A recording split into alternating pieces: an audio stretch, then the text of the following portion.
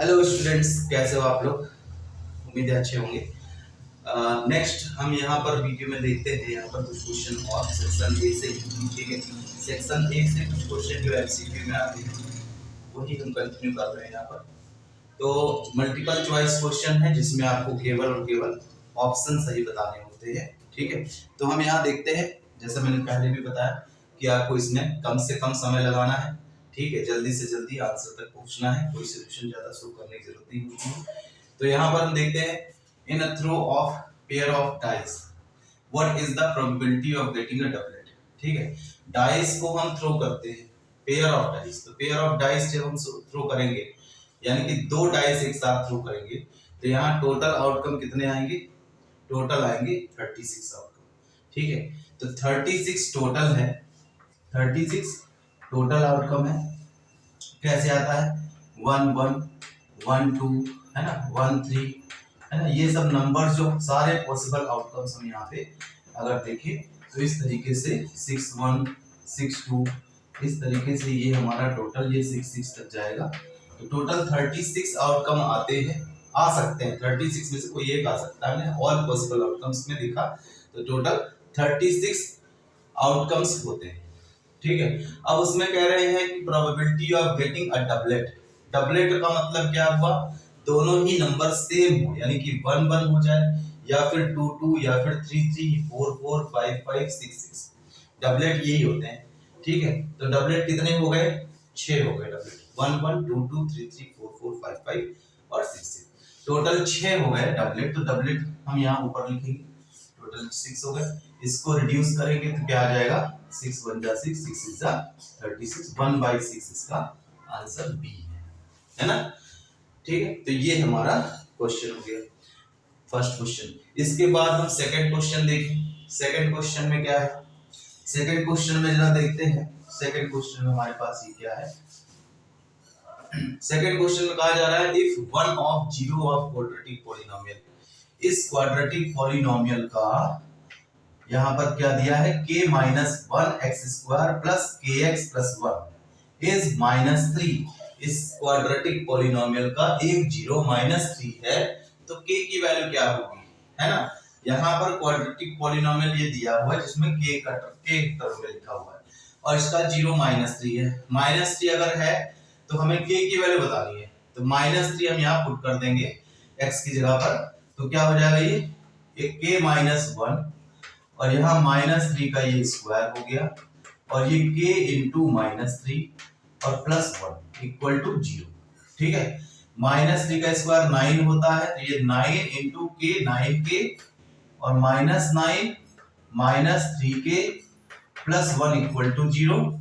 अब देखो 9k में से 3k माइनस हो गया, कितना आ गया? 6k है ना। -9 और प्लस 1 कितना हो गया? -8। अब ये 6 के इक्वल टू कितना हो जाएगा? 8 के equal to 8 divided by 6, reduce करेंगे तो कितना आ जाएगा? 2 4 जा 8 2 3 जा 6, तो ये 4/3। ये हमारा 4/3 मतलब ए ऑप्शन आ गया।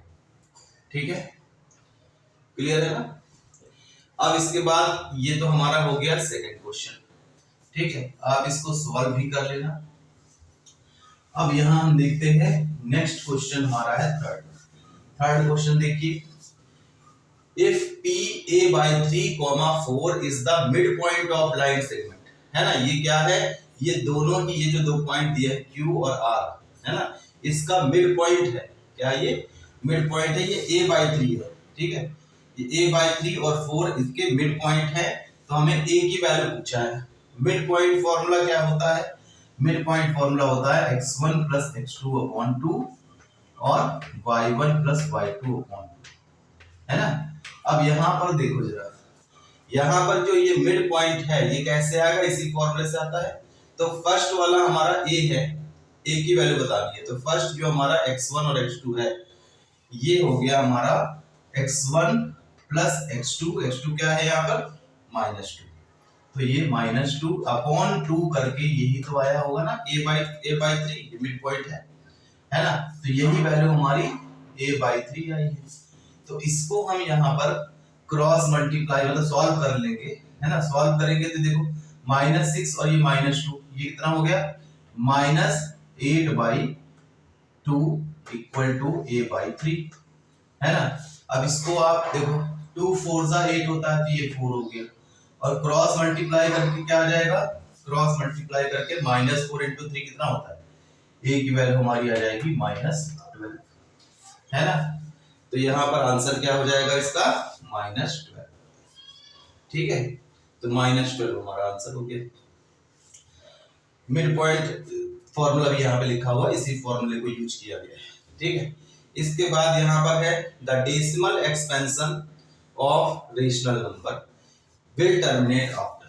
अब यहाँ पूछा है कि ये कितने डेसिमल नंबर पर टर्मिनेट होगा। देखो यहाँ पर नीचे नंबर क्या दिया है 1 2 5, इसको हम यहाँ पर फैक्टर निकालेंगे, है ना। इसका फैक्टर निकालेंगे 1 2 5 0 का, तो फैक्टर क्या आ जाएगा, देखो 2 से करोगे 2 6 जा 12, 2 2 जा 4, 2 5 जा 10। अब ये 6 25 हो गया। अब 5 से करेंगे 5 1 जा 5, 5 2 जा 10, 5 5 जा 25। फिर 5 से करेंगे 5 2 जा 10, 5 5 जा 25। फिर 5 से 5 5 जा 25, फिर 5 से 5 1 जा 5। अब इसमें क्या आ रहा है, इसमें आ रहा है हमारा मल्टीपल क्या आ रहा है 2 × 5 × 5 × 5 × 5, 5 4 टाइम्स है, मतलब ये हो गया हमारा 2 × 5 की पावर 4, है ना। तो 5 की पावर 4 है ये, 5 की पावर 4 का मतलब क्या हुआ कि हमें यहाँ पर नीचे 2 की पावर 4 और 5 की पावर 4 बनाना होता है ना। ये 4 है ना, तो यहाँ पर हमें एक बार 2 दिया है, तो 2 की पावर 3 से ऊपर नीचे मल्टीप्लाई कर देते हैं, तो हमारा 2 की पावर 4 5 की पावर 4 बन जाएगा, और ये हमारा 2 × 5 की पावर 4 हो गया, यानी कि ये 10 की पावर 4 हो गया। 10 की पावर 4 का मतलब क्या होता है, 1 के बाद यहाँ 4 जीरो है ना। 1 के बाद 4 जीरो का मतलब क्या हुआ, 4 डिजिट से पहले डेसिमल आएगा, तो यहाँ पर क्या हो जाएगा 4 डेसिमल प्लेसेस इसका आंसर हो जाएगा, ठीक है। तो यहाँ पर इसी तरह से करे जाते हैं इनको। तो यहाँ हम देख रहे हैं कि ये क्वेश्चंस हैं जिसको कि आप जल्दी से सॉल्व करके आंसर पर तक पहुंच सकते हो। इसमें हमें सॉल्यूशन ज्यादा शो करना नहीं होता, इसलिए मैंने बहुत ज्यादा डिटेल में सॉल्यूशन नहीं करे हैं, ठीक है। बस मैंने आपको आंसर कैसे लाना है वो बताया है, ठीक है।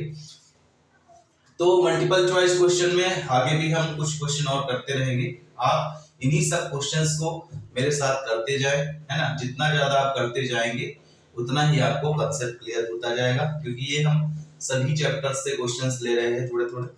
तो आप इन सभी क्वेश्चन को सॉल्व करिए, ठीक है। सॉल्व करके आंसर तक पहुंचिए, ठीक है। आगे वीडियो में हम ऐसे ही क्वेश्चन और करेंगे।